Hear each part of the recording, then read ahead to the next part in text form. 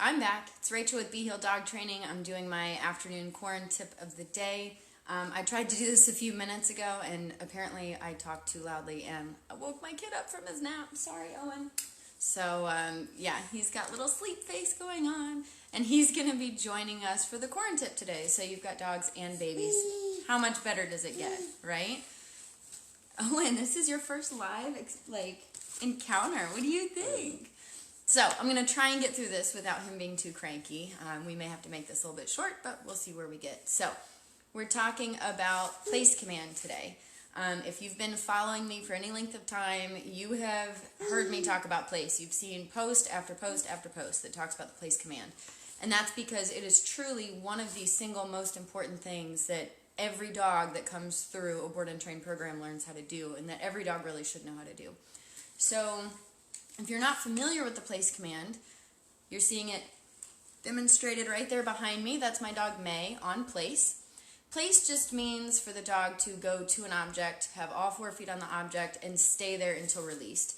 Preferably, I like the dog to be in a down when they're doing duration work on place. So like in the house, my dogs spend a lot of time on place. When I tell them to go to the place, that means go get on that object, lie down, and just hang out there and relax. So place actually has a lot to do with creating a calm mindset in the dog. And a lot of dogs who struggle with anxiety or lots of energy, overexcitement, that sort of thing, place command literally helps teach the dog how to be calm. Because dogs who aren't naturally calm have to be taught how to be calm. And plays a really important role in that. So, again, I've got videos on my YouTube channel that show how to teach place command to a dog. So this isn't going to be really talking about how to teach it, but more about why it's such a big deal. And so, we've really just kind of addressed it here. Place command does a lot for mindset.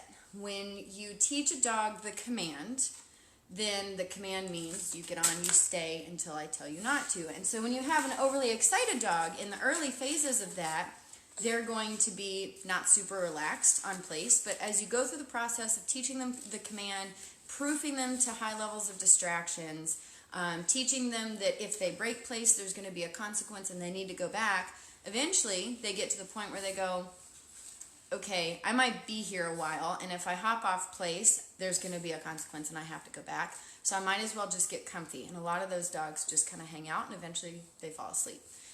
When you implement place command regularly throughout your day, when your dogs get used to being on place a lot, you have a dog that learns how to actually be calm, because there are rules about being on place. The dog can't be, up and spinning circles. They can't be barking. They can't be acting overly excited. And so they kind of run out of options and eventually they just settle down. So my dogs, pretty much whenever they're not doing active work with me, or if they're not outside, if they're in the house, they're on place. There's no free roaming through the house. And that also helps problem solve for a lot of people. If you're having problems with housebreaking, place command is huge. If you have a dog that's sneaking into a corner to use the bathroom, they're roaming through the house unsupervised, having them on place will prevent issues like that and help you get through housebreaking problems. Or if you've got dogs that are chewing things up, destroying your furniture or books. Belle's done that before I knew what I know now. She destroyed a lot of my things.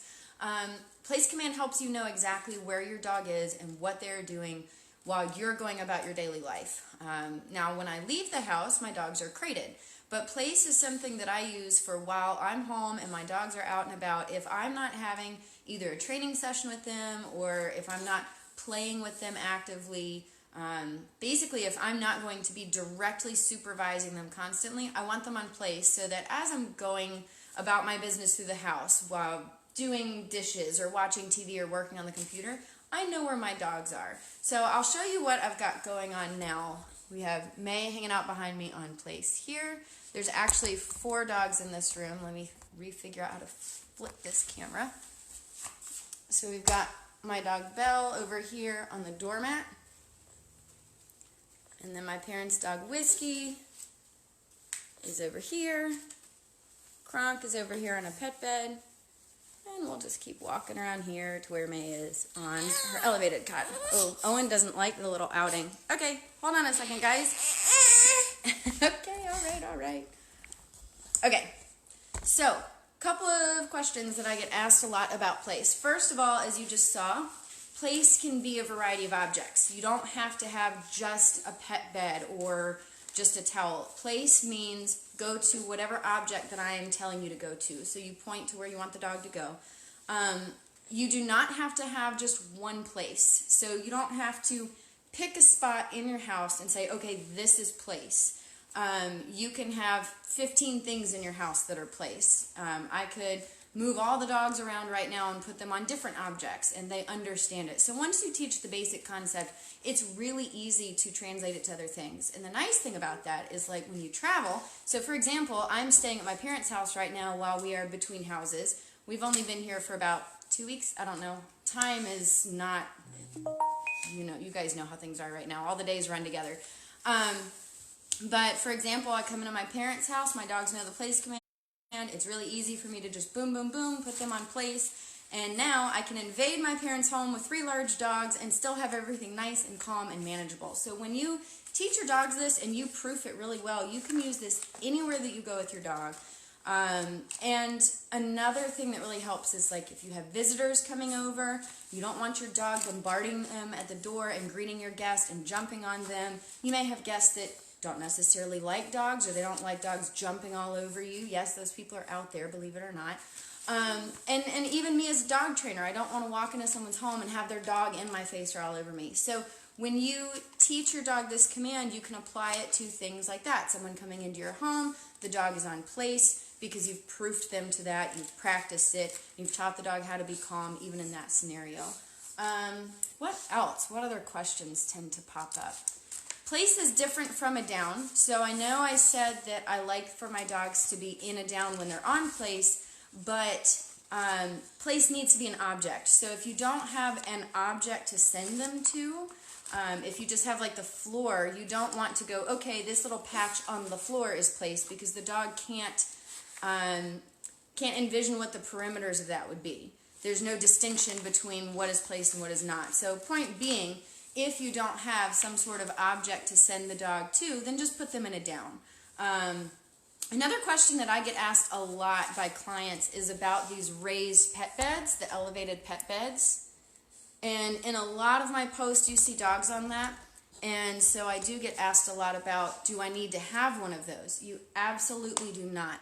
I like to use the elevated pet beds for teaching dogs the place command when it's new, because it's that much easier, because it's elevated and the dog has to step up and step down. It's just a lot easier to teach the dog the boundaries and the concept of place, that you are supposed to be on this thing, not off of this thing. So if that makes sense, you don't have to use the elevated pet beds. You can literally use anything. You can use towels. You can use, I've put jackets on the floor and put dogs on place. I put Belle, it's really funny.